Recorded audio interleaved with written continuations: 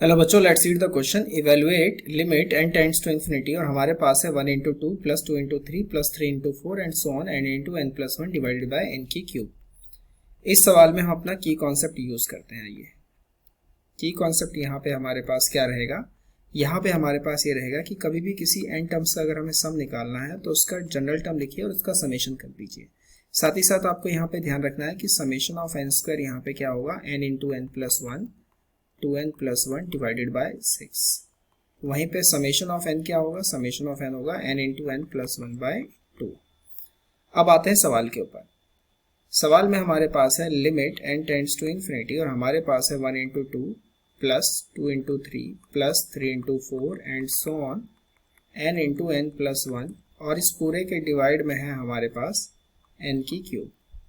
यहाँ पे सबसे पहले मैं न्यूमरेटर वाले पार्ट को अलग से सॉल्व करता हूँ। तो मुझे ऐसे निकालना है, तो इसका tn मेरे पास क्या है, इसका tn है n स्क्वायर प्लस n। यहाँ से आप देख सकते हैं this is the general term. तो मैं इसको अगर सॉल्व करूँ तो ये आएगा summation of n square plus तो समेशन ऑफ n स्क्वायर को हम क्या लिखेंगे, n into n plus 1 2n plus 1 divided by 6 plus summation of n को क्या लिखेंगे, n into n plus 1 divided by 2। अब यहाँ से अगर मैं इसे सॉल्व करूँ तो Sn मेरे पास कितना आता है, Sn आएगा n into n plus 1 by 2 मेरे पास कॉमन आ गया, सो 2n प्लस 1 बाय 3 और प्लस में यहाँ पे मेरे पास 1 आ गया। सॉल्व अगर करें तो n into n plus 1 this is 2n plus 3 plus 1 that is 4 divided by 6। 2 अगर मैं कॉमन ले लूँ तो n into n plus 1 into n plus 2 divided by 3। ये आ गया Sn मेरे पास, ठीक है।